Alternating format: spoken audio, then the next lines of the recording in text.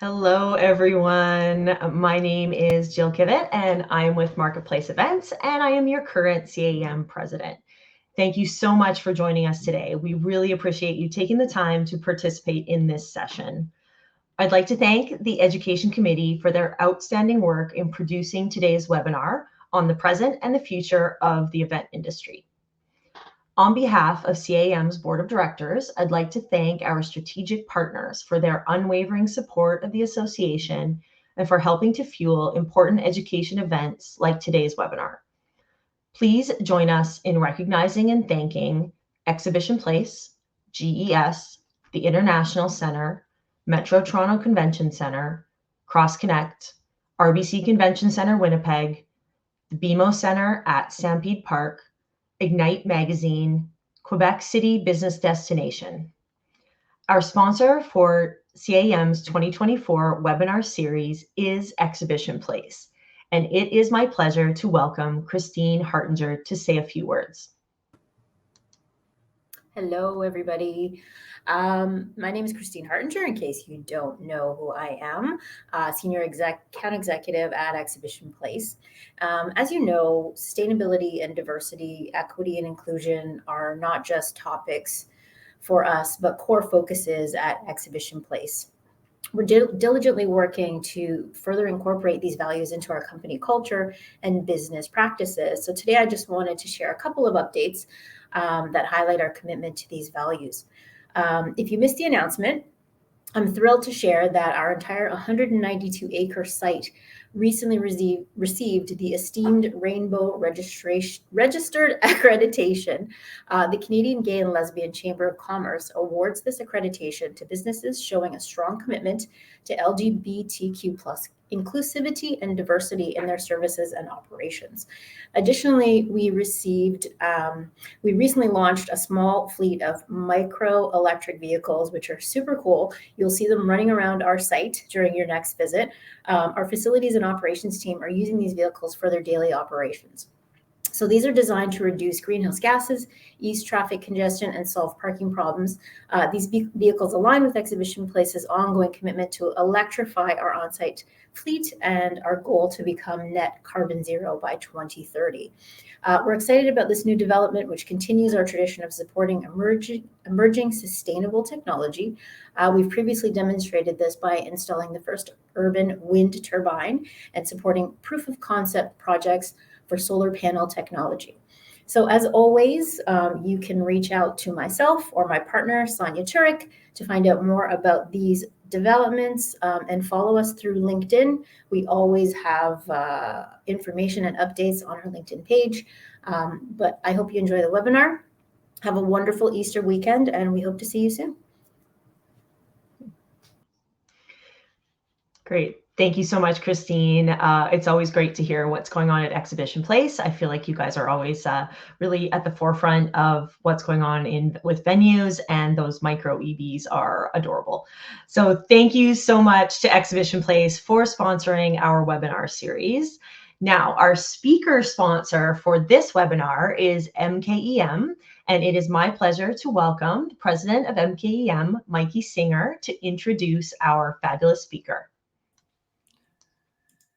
Thank you, Jill, for that great introduction.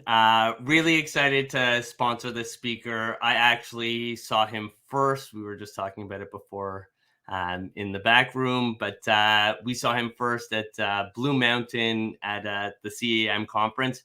And ever since then, I've been following his career. He's really got his finger on the pulse of what is going on in events and what we can look to for future trends.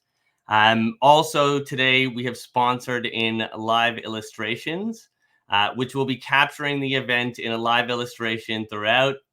And you can see Pete just saying hello there. He's going to visualize everything that Julius is talking about, and we'll be sharing that with everyone who's watching here afterwards, and anyone who wants to download it after the show. So without further ado, I'd like to introduce the man of the hour. I couldn't wait to watch that. That's great. The man of the hour, Julius Solaris, to teach us about event trends. Thank you very much. Hey, Mikey, thank you for having me. Hi, everybody. Are we using the comments here? Can I see you in the comments section? If hopefully you're connecting from all over Canada. I remember your group in the Blue Mountains. That was amazing. I hope we can do this in person very soon, because I know you're in person aficionados, if you pass me the word there. And yeah, I share the same appreciation. Very excited today to bring you the top and trends. A few things have changed since the last time I spoke to you in my career. I can't wait to. Hey, Nicole. Yeah, I want you to use the comments. I keep an eye on the comments while I'm presenting. So if you want me to stop, what's up, Andrew? Good to see you. I want to make sure that I focus on stuff that it's helpful to you. I have a ton of things for you prepared today.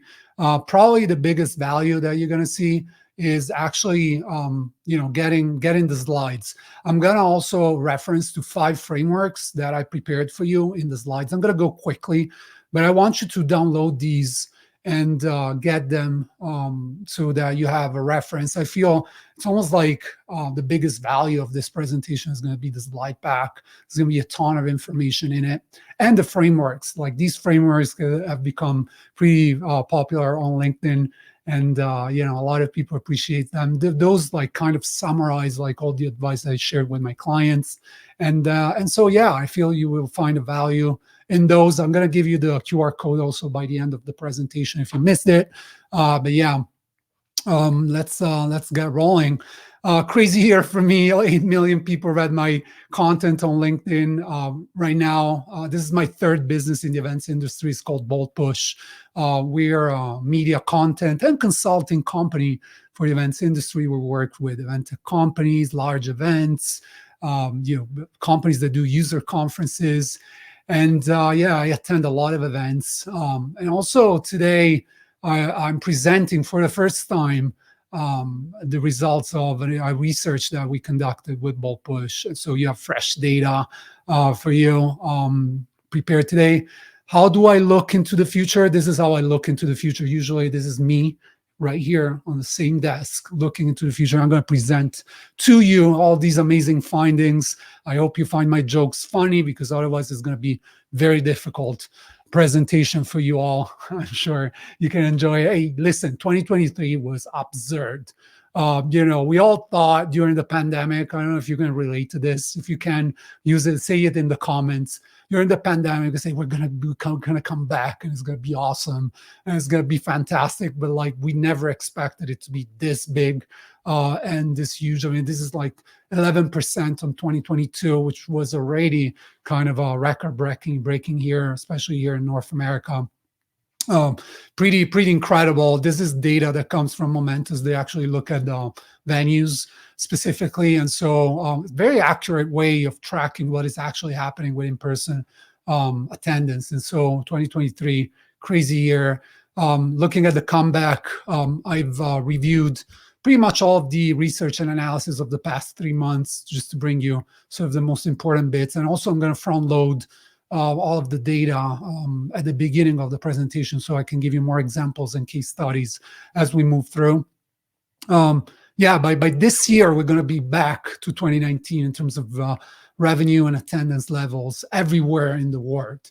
So this is interesting because it's creating for me, it's incredible how, despite 2 major conflicts going on, despite one of the worst inflationary environments that we've seen in ages, everybody still wants to go to events. And traditionally, events were the first to be cut. If you remember the 2008, 2009 crisis, that was the case. And therefore, it's incredible. It's incredible what we're living today. Speaking about inflation, budgets are reported up pretty much all across the board. Inflation is going to kind of decrease a little bit this year. We're seeing it pretty stationary right now.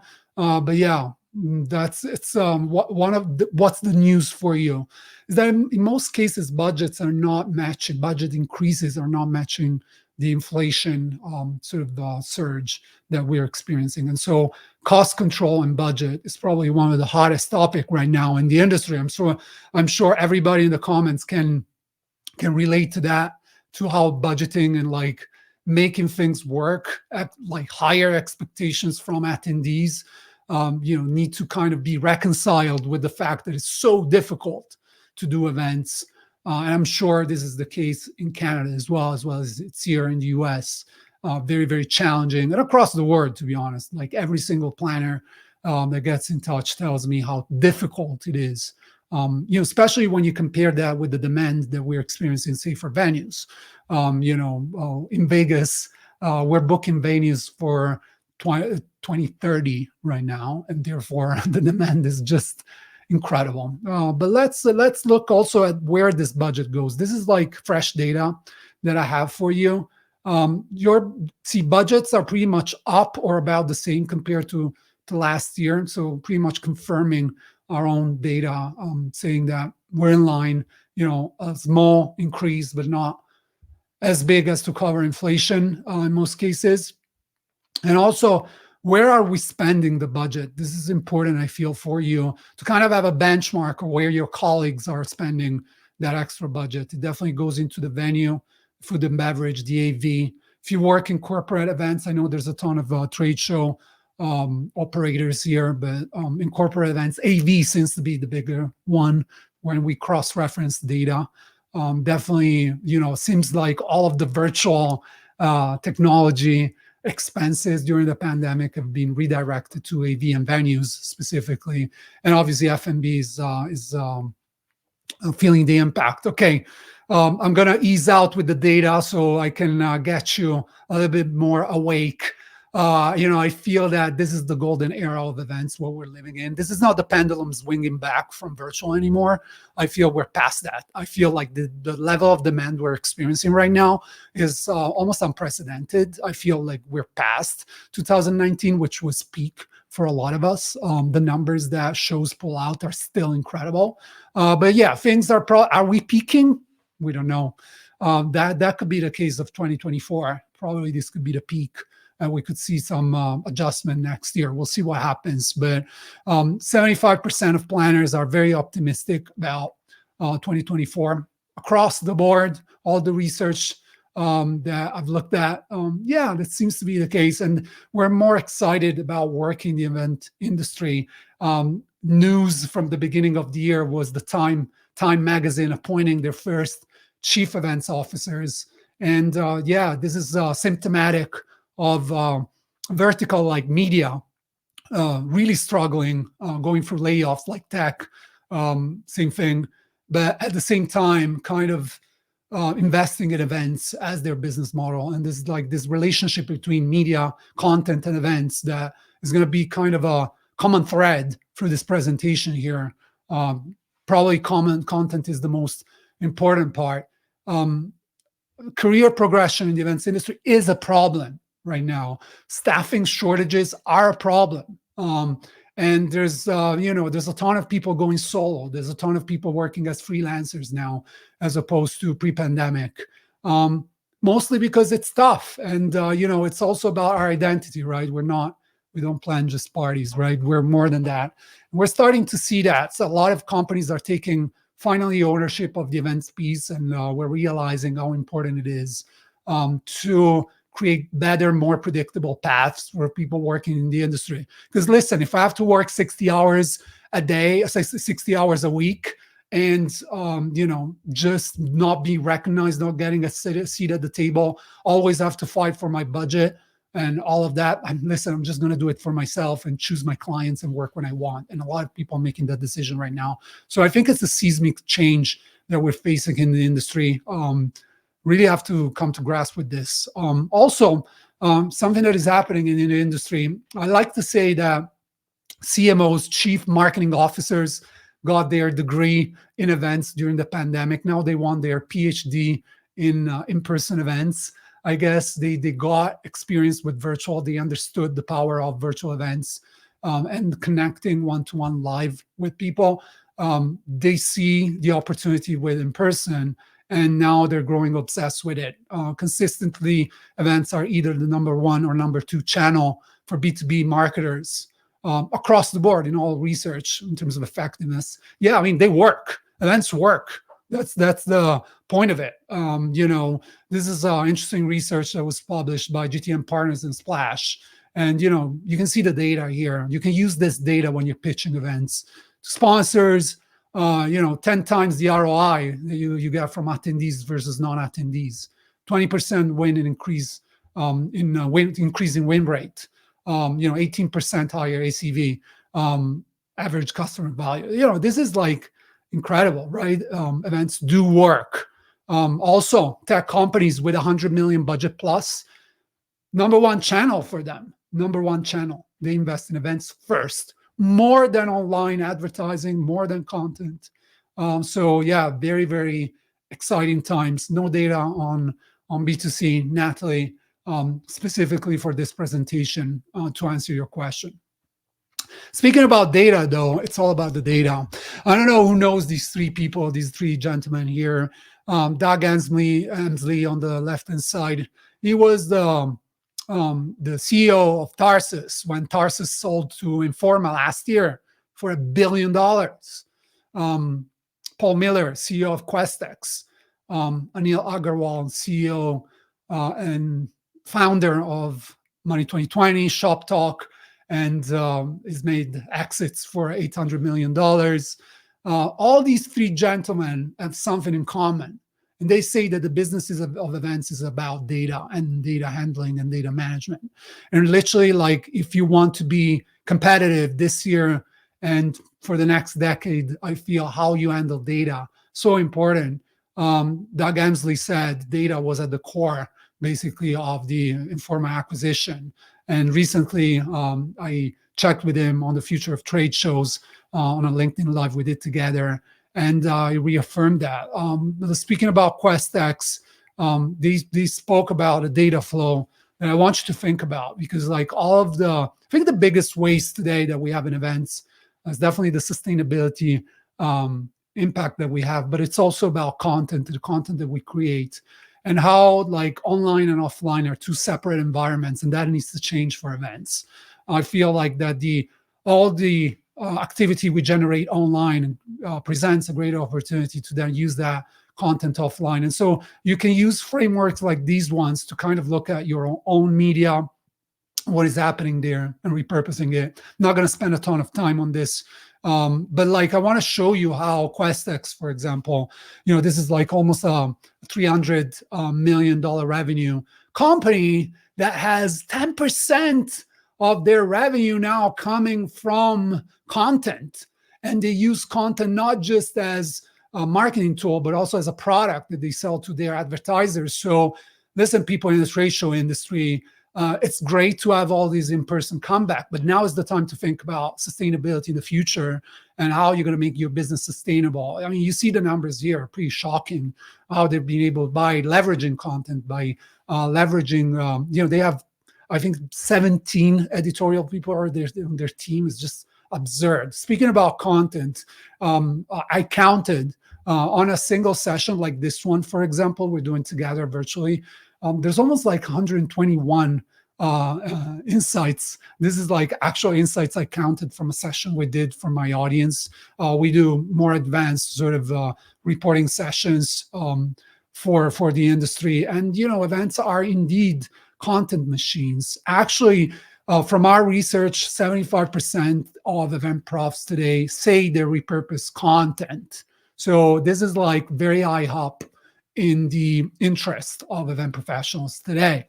There's literally like the need to understand what are we going to do with all this content, and the importance, we all grasp it, of how important it is on social media.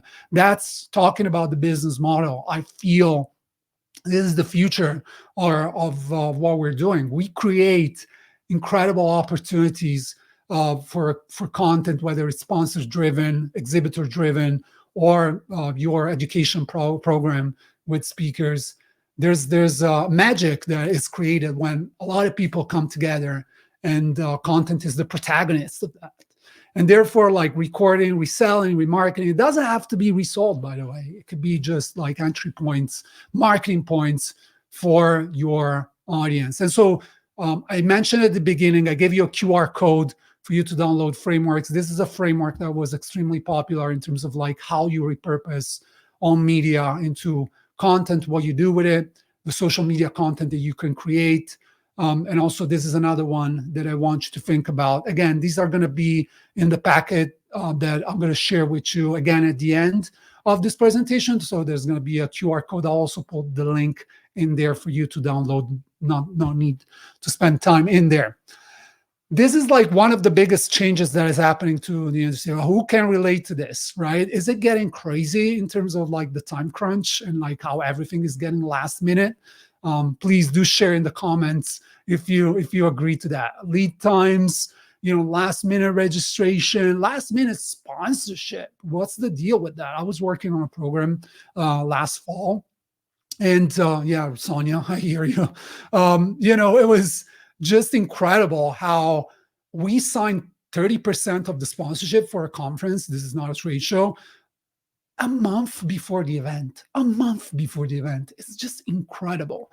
I also mentioned the story of like when I went to CAEM Connect last year here in Vegas, and they experienced 1/3 of the audience showing up 2 days before the event or the day of the event, registering at the desk. So this is like an incredible change that we're experiencing. Like the industry is not built for this.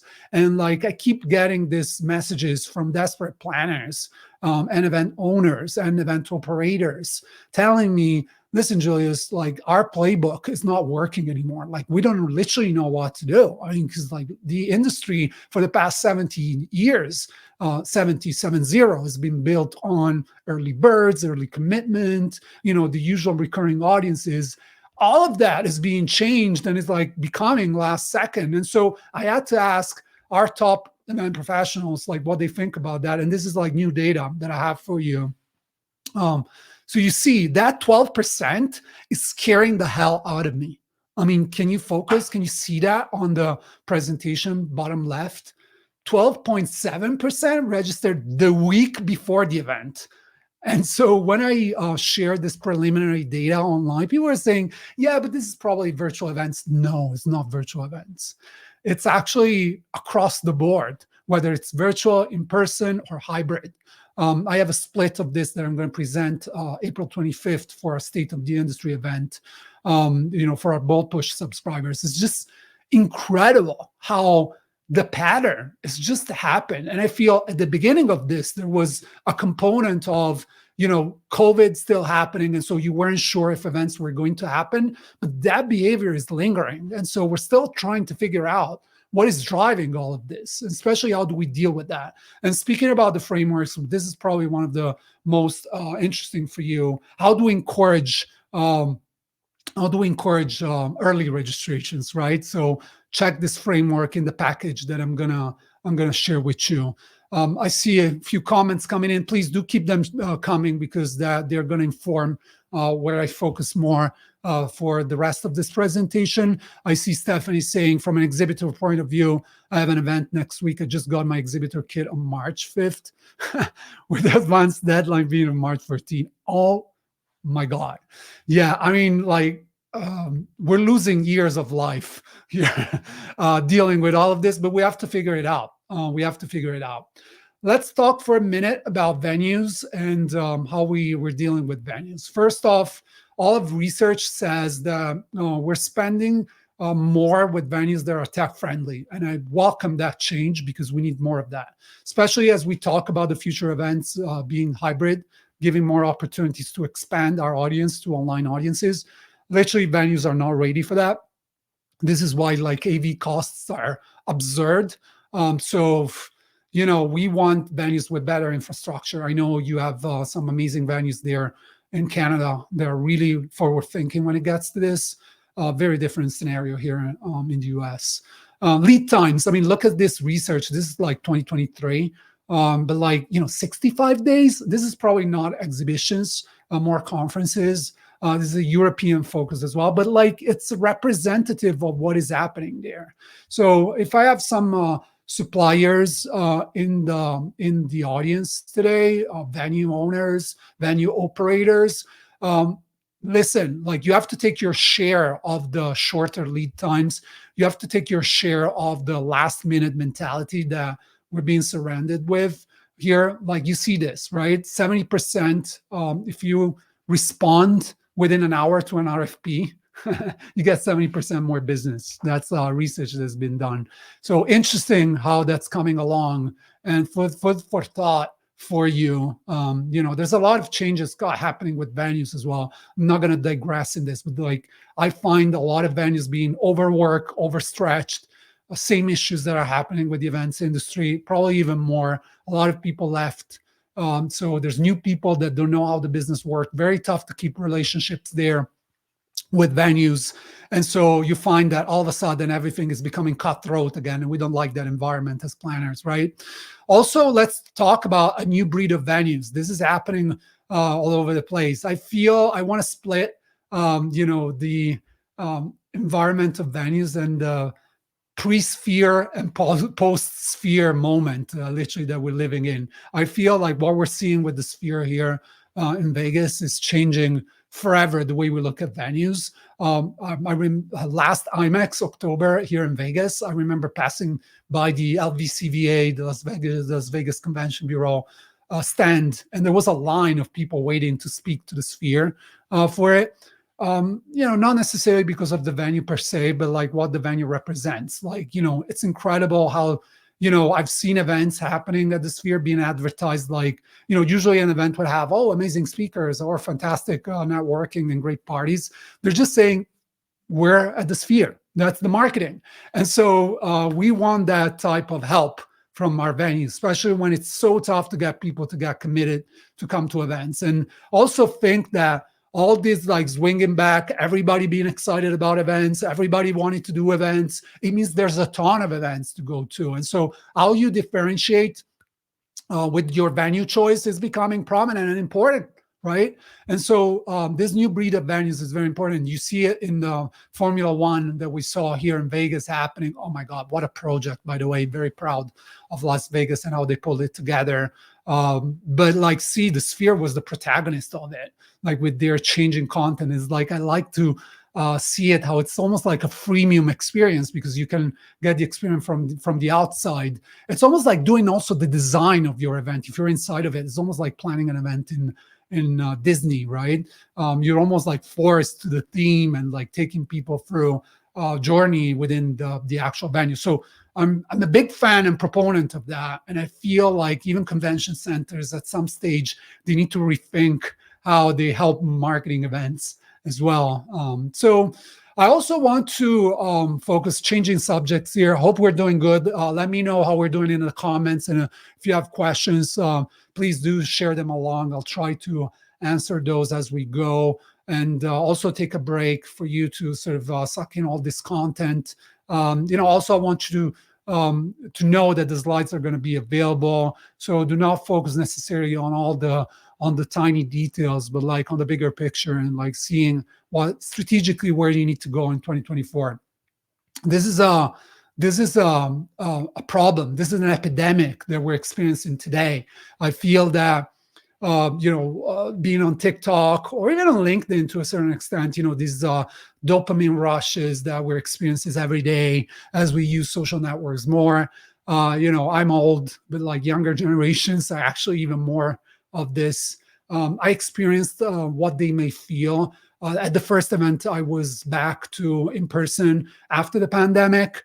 I feel, I was in a dark room for like an hour and a half, and it was Usher on stage or whatever. But like the only thing I was thinking about was I need to get out of here. I can't deal with this. This is too much for me. Longer sessions are literally having an impact on us. So this is like just the beginning of how we're not made for how events were pre-pandemic, post-pandemic. So things like 1 million sessions, things like very long sessions, things like a lot of content is not working anymore. And so I think we're witnessing, this is a very fresh concept for me that I published like yesterday or 2 days ago on LinkedIn for the first time. I feel like we're moving from event planning to planning moments, because like our attention spans are so small that we literally have to think in terms of like, okay, these are moments we're planning across the board along our attendee journey. And, starting from the selfie stations to short bite-sized, content opportunities. I feel like also for content specifically, content needs to move into more thematic areas where there's like a mix of different formats and sessions rather than long panels where people are just like shoot me in my foot because I want to move away from this as soon as possible, or they're just disconnected and they're looking at their mobile phone. How often do you see that at your trade shows? Like somebody gets, they want to get scanned just to get a seat because there's nowhere else to sit in the area, and they're just there at the session. They're checking their phone and they're doing their work. So what is the impact of that? We need to think that the biggest of the concentration is literally going towards the event as a whole, as opposed to like what used to be the core of events, specifically content for conferences and meetings.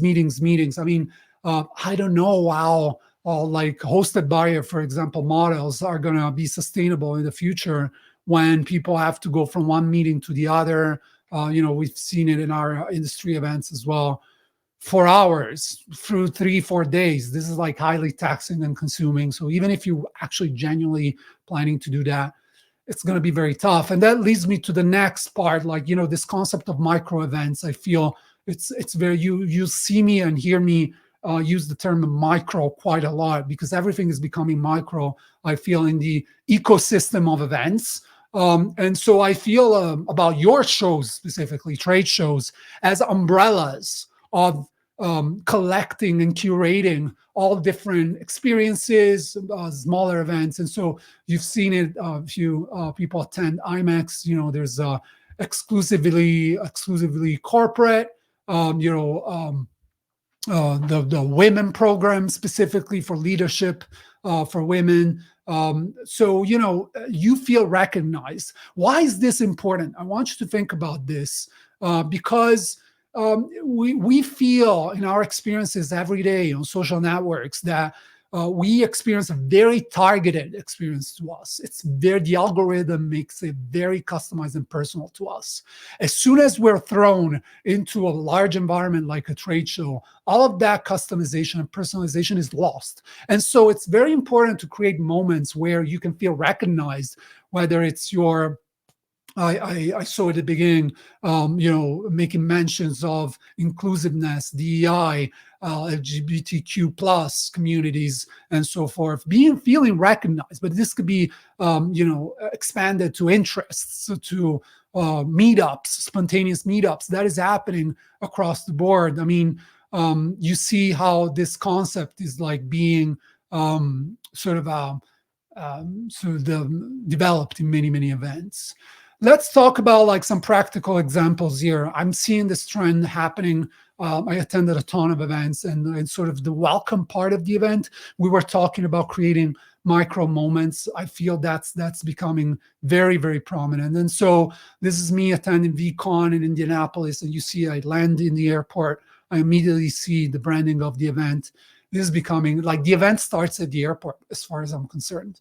For me, like, the event is starting even before when I register, and you make me go through 55 registration pages. I mean, think seriously about that, because you're setting the record straight for, what are you doing with me? By the way, I'm going to open a parenthesis here.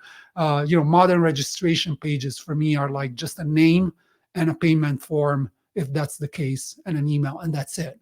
That should be a registration form going forward.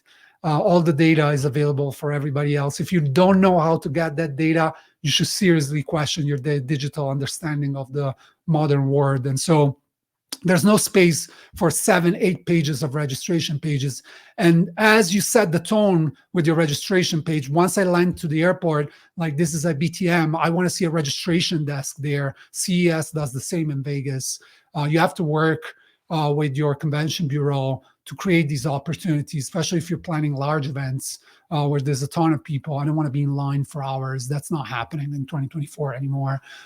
So, anything that you can do to shorten those times is incredible. But beyond the registration, this is like the entrance of IMEX, like before getting into the show hall. There's an activation from Visit Seattle. And you see how they're showcasing their art and people are taking selfies. And the show is beginning before you're actually entering the show floor, where actually you have a lot of attention at that stage. Like attention gets lost as soon as you enter the show floor. And so I love these examples. Or IBTM, again, the entrance of the hosted buyers entrance here. They have an activation with music and a Polish DJ from Visit Poland, setting up the tone, because like you're already thinking, I'm getting into this trade show, my feet already hurt, and I have to do a million meetings, and I'm so tired. I'm excited but tired, and there's so much happening. And like this music, like mellow music, setting up the tone, like changes the whole experience immediately in a snap.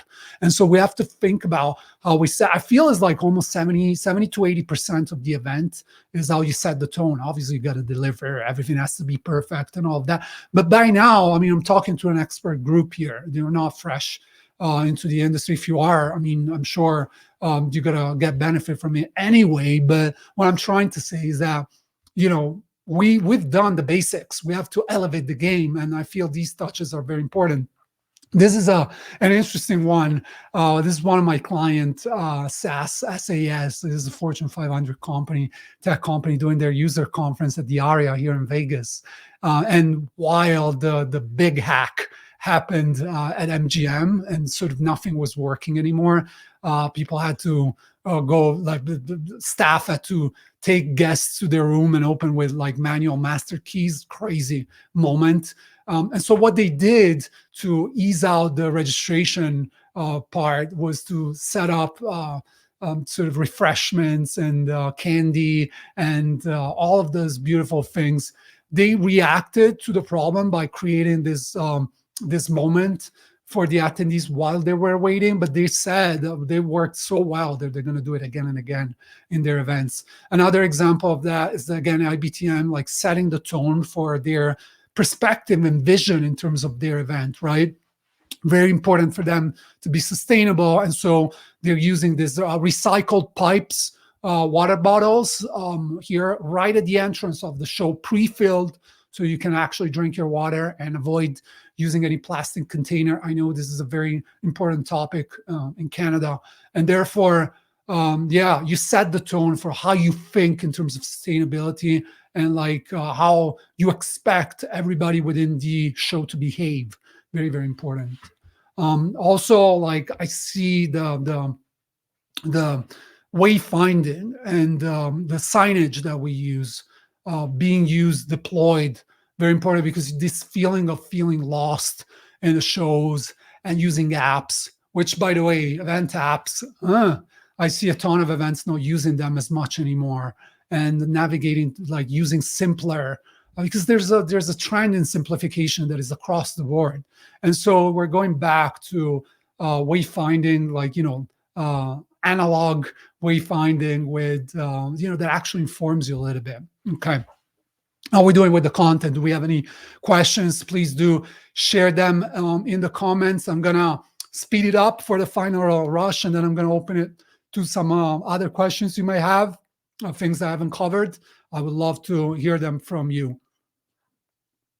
So one of the topics that I love here is a research that came out from Freeman. And this is like something that we forget when we get immersed into all these latest trends and whatnot. Like we start thinking about all the different cool activations that we do, which is great. I mean, they're part of the experience. We want more of those. I'm not going to diminish the importance of those, but I also want to stress how business events are about closing business. And I feel we need to focus more in terms of that. And actually, respondents to a Freeman survey say that 30% say, number one, we attend because we want to close business. And so you have to ask yourself, what are you doing as a event owner, operator, to facilitate those connections? I feel that serendipity, as we like to call it. If you remember that talk during the pandemic, we were saying, oh, we miss in-person events because serendipity and meeting someone, in the hallway. I mean, that's incredible. That's power of events, but that's not your job. That's not an event professional's job. Is not to rely on chance to create business opportunities. And so thinking strategically on how to create these business opportunities is becoming paramount, because people want to close business. And so in one of the frameworks that I created for you, these are like engagement for formats that actually stimulate engagement and get people to connect with each other, because you can do it through appointments, you can do it through meetings at booths and so forth. But I feel the content component of it is going to be important. It's going to be important how you get people together to talk to each other instead of like listening to someone all the time. Think about the chat here. You have Natalie here commenting, other people can comment and say, oh, this is great. Can we connect on LinkedIn? And business all of a sudden starts. So that connection element, we need to work on this way, way more. Also, across the board, I'm seeing a growing trend in going back to when we were kids. And I want to be, this is not some sort of wishy-washy vanilla type of, it's so prominent and pervasive, especially with like very demanding audiences. So if you work with VIP audiences, you work with like very demanding sort of C-level suite type of attendees. The more they're senior, the more like the activations tend to be very fun and engaging. I mean, you look at this, like this is a slide at a sort of conference, $3,000 ticket. Money 2020, you have a AI robot you can interact with and you ask them questions and they reply back. Still Money 2020. You ask a clever question during a session, they give you a golden coin and you can go and they give you a map where you can find these vending machines and get your merchandise. Still Money 2020 did Formula One track where you can play with other people. Then I was SaaStr, one of the sort of top tech events for the SaaS industry, technology industry in Silicon Valley. Every single activation that I saw was a game. And this is like very spoiled VC, like very demanding type of people. You see Wheel of Fortune, you get the key, get the lucky key that opens the box and you win. Candy Station, or Willy Wonka Golden Bar and you will win the golden ticket, or play basketball. You see how making things boring because it's CEOs and whatever, it's actually not the way to go. I feel it's like we have to think more in terms of like engaging. Let's talk about technology for a second, and the fact we're witnessing an AI revolution. North Star research says that 40% of event professionals at this stage have used AI. At least they say they've used it. I think it's even more than that. We recently did a masterclass on AI for events as part of Boldpush. And it was like the most attended event I've ever done. And it's incredible how we're witnessing a new wave of technology. Things are like exploding. This is like my best graphic that I've ever done in my life that nobody likes, but I'm still presenting it here because I love it so much. And I hope it can live a second life. But I feel we've witnessed different levels of innovation through the years. We went through online registration, event apps, engagement, virtual events that sort of went up. Probably I need to change that wave. I mean, they're still up here. We're here virtually and it's still effective, right? But AI is like exploding. I've done this. I've done comment and analysis for event tech for the past 17 years. I've never seen anything quite like it in terms of interest. Why? Because it solves a lot of problems, right? First off, like, how do we see technology changing as a result of AI?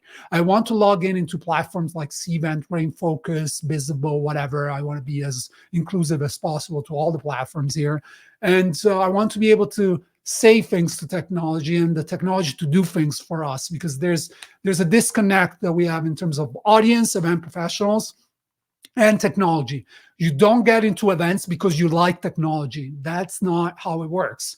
Actually, it's very counterintuitive. It's quite the opposite, right? We love people. We want to be around people. We don't want to be around numbers. But if you want to become a CEO, Chief Events Officer, I interviewed Dan McSoy from Time. He said he became CEO by creating a very detailed business plan and presented it to the CEO of how events are going to be. We're going to be instrumental in growing the business. And so that data mentality is so important. And only event tech can create that data environment that you need to get there. As part of our research, we correlated data. Those that plan 50 events or more have a use, like they spend more in technology than anything else. Those that plan events larger than 10,000 attendees spend on marketing technology more than anything else. So know this data, that growth and the concept of growth is highly correlated with bigger spend and being invested in technology. Said that, the technology in the events industry, I've been analyzing, I've been working for Hopin and other technology companies. I've worked with 7 clients in event tech in the past year. So I know them very, very well and really know what I'm talking about here. It basically sucks. It's not a great experience. It's not fantastic. It's a very depressing type of interface where sometimes you need certification to operate it. Therefore, what we expect from AI is to speed it up and make it user-friendly so that we can just query technology and we can build very specific use cases to events, because sometimes it's not an issue with the technology. There's an issue with events being very complex and very unique, and therefore whatever they've built for their MVP is not working for everybody else. So how are we using technology? I feel we're using it, and AI specifically, we're using it to save time. We're using it to go through data. We're using it to create better ideas for our events. This is a differentiation I want to make here. We're not using whatever technology outputs as the description, as the content. If you do that, that shows, and that's not good. Don't give your product away to AI because we're not there yet. Also, I want to talk about micro-learning and how these experiences are happening within the events industry. I feel that, going into the trend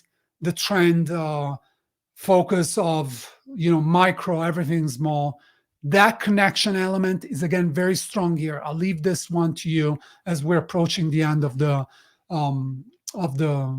our presentation today to talk about something that I want to focus on.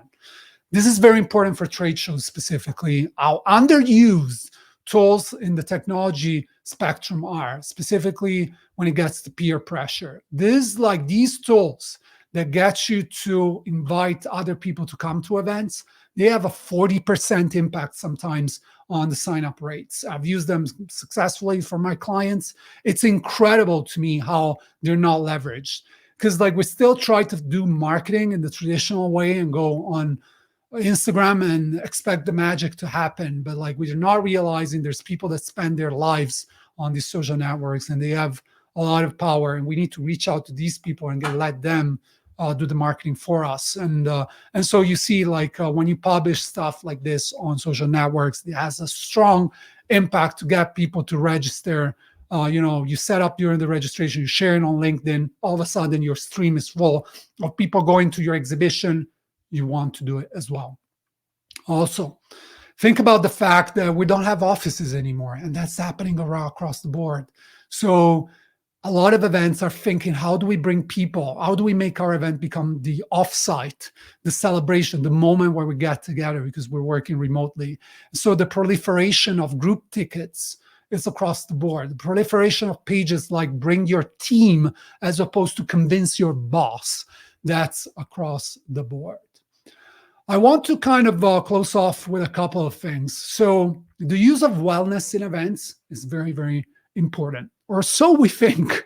So this slide I've added until last week, when for the first time I saw a research from Freeman and specifically addressing the use of wellness activations at events. Every single event I've attended in the events industry has some form of wellness integration. And I was having this conversation with the head of strategy for Freeman, Ken Holsinger, who did this research. We're having a back and forth. And he shared how, actually 3%, only 3% of their total attendee sample cared about wellness at events. This is like important piece of information. And we were having a back and forth. Why is that? Is it that we are stressed as event professionals and we try to infuse this into events, but actually other attendees do not care? The jury's out. I don't know yet. I don't have an answer for this. I feel like there's still space for wellness activations at events, but probably we have to kind of rethink the impact they have on attendees and whether it's actually what they want, whether they're going to have their routine anyway. Probably the event is not the right place to make that happen. This is like something completely new that goes against the narrative. I'm trying to figure out what is happening. If I can close with one thing, is to the invite for you to show up on social media. Because do not let me see your event account dormant for 7 months, and then all of a sudden you wake up and you expect people to be there and be present and engage with you and attend your event because you just resurfaced it. Social media is a year-long free, let me repeat that, free opportunity for you to market your event. And I feel 99% of events don't do a great job in leveraging the tool to the extent where it could be leveraged. So I have some ideas here for you in terms of how you can use strategically social media for your events. It's going to be in the frameworks that you'll find. Speaking about the frameworks and the presentation, I'm going to leave the QR code here for a few seconds if you want to get a copy of the presentation and the slides and the frameworks. I'm going to put the link in the chat as soon as I get a minute. My final message for you: remember that events change lives, and the impact that you have on people is incredible. We're in the golden era of events. I want you to be excited. There's no complaining about what we're living through today. This is the best time to be in the industry. Remember that the impact, how you're changing lives, people meeting their next business partner or their life partner, or having that insight that is going to change their business forever. That's incredible, and I'm in awe of what you do every day on the show floor. Now it's time for the Q&A, and appreciate you all. I'm gonna put the QR code back up. You can scan and open it up for questions. Mikey, do you have any questions? Well, first, before we jump into questions, I wanted to showcase what our friend has been working on this whole time. Which is it's come out pretty cool. Pete, thanks for visualizing everything. Julius, this is what you've been talking about in a visual format. Great little portrait of yourself up at the top. I can see the sphere made a big impact on Pete when you were talking about it, and some great takeaways. We'll be sharing this with everyone. Mikey, let me tell you a story about this. So when I moved to the UK, the first job that I found was in a big multinational company. I was handling their social media. And the colleagues sitting opposite to me used to draw cartoons and do nice things and doing all these crazy comics. I told Chris, listen, Chris, I feel you should start a business with this because you're so good at doing this. And I gave him a book, a recommendation. He read the book and he started this business called Live Illustration. The rest is history. Yeah, and this is Chris's company. I know. Okay, good. No, and it's been great. I've been working with Chris since the beginning of the pandemic. That's crazy. I did not know. Well, you got to know Chris because we worked together, for our events at Event MB during the pandemic. So you got to see him there for the first time. And Chris is on his way to Norway, I think. So he's not able to join, but Pete is doing an excellent job. Thanks. Hello, yeah, I'm Chris's colleague. Yeah, he's on the way to Norway, and I'm filling in. We're a small team now at Live Illustration, so growing as a business. So yeah, really good. Exciting times. It's honestly, every event should have a live illustrator. I love it. I agree. It's a great takeaway, and for everyone who's watching, we'll send you the JPEG afterwards. So thank you very much.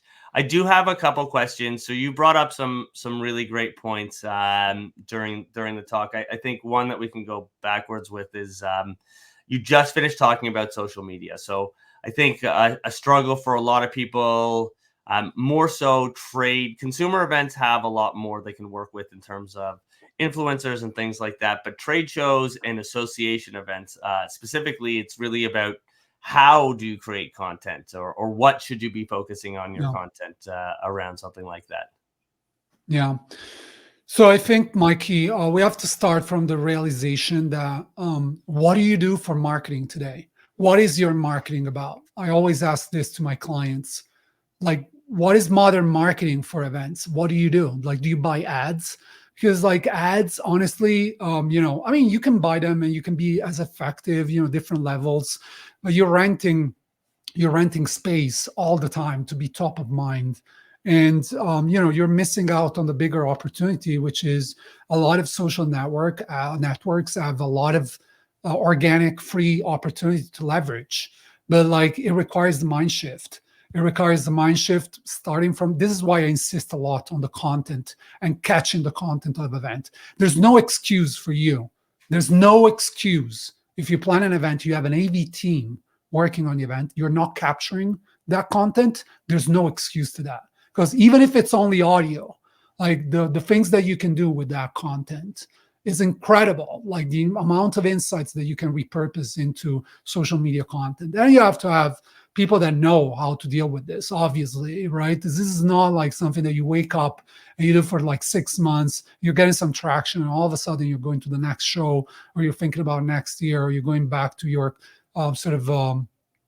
hidden sort of retreat before you go out. I can tell you this. I can tell you that for the clients that we've managed sort of a bigger presence, the impact has been immediate. In the region of millions of dollars of pipeline, 3 to 4 months after starting. Specifically, the opportunities for me, LinkedIn, TikTok, and Instagram right now are incredible. I feel like you still have a ton of it. LinkedIn being the number one.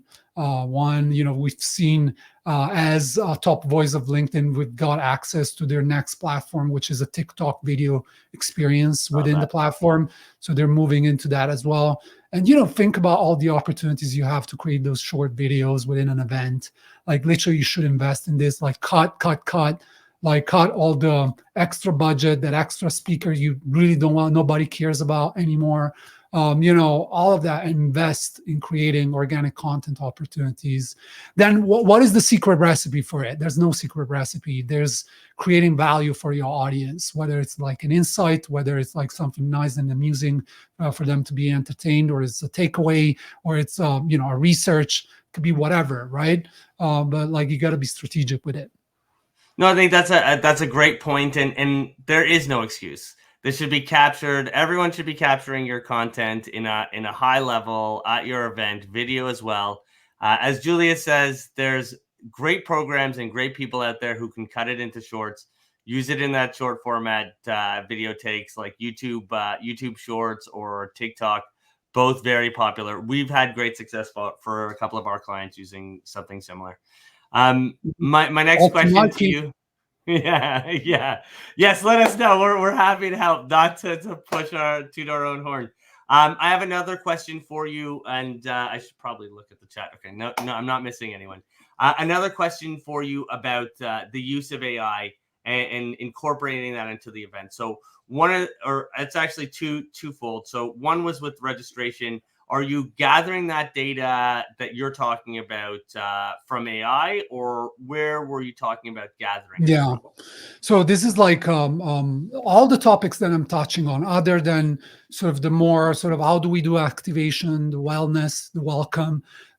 Everything else in my presentation is almost like life-threatening if you're not taking it seriously for your business.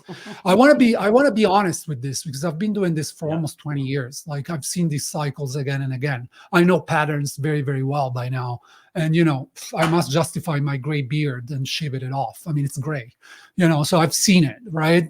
And, Mikey, you're a testament to this. If you're like you're still following me after like 5-6 years with Matt, it means like that, a little bit of gut feeling on things, I can tell you, right? So AI, registration specifically, stop with the 6 pages, right?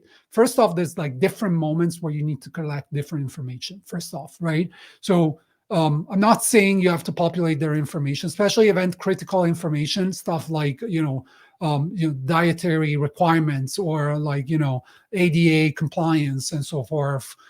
Stuff like that is very important. You can still collect it. But like, there's also other moments. Get their registration in, especially if you run paid events, get the payment in, get the money in first. It's like, I was dealing with a client that had 85% abandonment rate on their cart. And I'm like, on their checkout, like, people leaving after seeing. So you're like delaying that decision. Like people are excited. We're making impulse decisions, last minute decisions. So you have to think in terms of like impulse buying. And like Amazon makes it so easy, even with Apple Pay right now, to buy anything and everything. You should adopt the same mentality to a certain extent to your event. That means that once you've collected the email and the payment, if you're charging for your events, there's services like Apollo, for example, or there's a ton of others. Apollo, like you enter an email and they give you all the data, all the marketing data about specifically associated with an email. So there's no need to a certain extent to get that. If you need it for marketing purposes, because like a lot of people say, our marketing stresses us because we need all the demographics of these people. There's ways to collect that. Do not bother these people with that information. There's so many ways. Just do a Google search. There's like so many services that do that today. And so there's no need, or like if you really need it and you don't want to be bothered with, privacy concerns and like data and all of that, collect it later. Like get that payment in and like make it compulsory if they want to show up to the event to actually fill it out later on. But at least you capture that information and registration. And also like managing no shows, very important, even if no shows are decreasing, by the way. This is like another trend. No shows are decreasing. People showing up are increasing. People are like showing up to events all of a sudden. So that didn't used to happen. And so think about that and the fact that if they're not answering to that, maybe they're not going to show up to the event, right? So for this is a test that we did with a large show client that we work with. They were having very high no-show rates. We created a system, a model in place to actually track if there's no open rates, like open rates are 0 in your emails, they're not opening the emails they send. We correlated that data with no shows at events. And so we know that if people are not responding to the know before you go important information coming up, they're not going to come. So you know it like months in advance. And so how do you deal with late registrations? By communicating quite a lot and by creating these checkpoints. And I think data collection could be one of those. I'm going to cut short. No, that was great. Listen, I didn't want to cut you off. That was excellent. That does bring us to the end of the session. Julius, a pleasure as always. Thank you again for making the time and showing everyone such great information. Once again, Pete, thanks for creating this beautiful piece of work that we will share with everyone. I'm now going to hand it off to our president, Jill. Thanks again, Julius, and we'll definitely stay in contact, and I look forward to seeing you on Boldpush. Thank you, Mikey. Thank you, Jill, for having me, and thank you to this amazing audience. I'll see you on boldpush.com, okay? All right, Jill, let's bring you up. Ooh. Oh, and you've gone, I think you've... I've gone to sleep. I have gone to sleep. Can you hear me? Yeah, I can. Okay. Everyone can hear you. It just perfect. Can't see you. You guys know what I look like anyway. So thank you guys so much for joining us today. And a huge thank you again to Exhibition Place and to MKEM for their support, and to Julius for joining us today from Las Vegas. I was lucky enough to see you two at the Sphere on the opening weekend last September. What an incredible venue experience. I highly recommend and everyone checking that out at some point. I learned a lot. I'm sure you did as well. And how cool was Pete's illustration? This session has been recorded and will be sent to all attendees. Additionally, CAEM members can find recordings of our webinars on our website by clicking on the Events tab. This is the last webinar before the annual conference. So on that note, registration is open for the 2024 annual conference that will be held in lovely Edmonton, Alberta this coming June. We have a great program lined up with fabulous networking opportunities. I look forward to seeing you all there in person, and enjoy the rest of your day. Thanks again, everybody. Bye.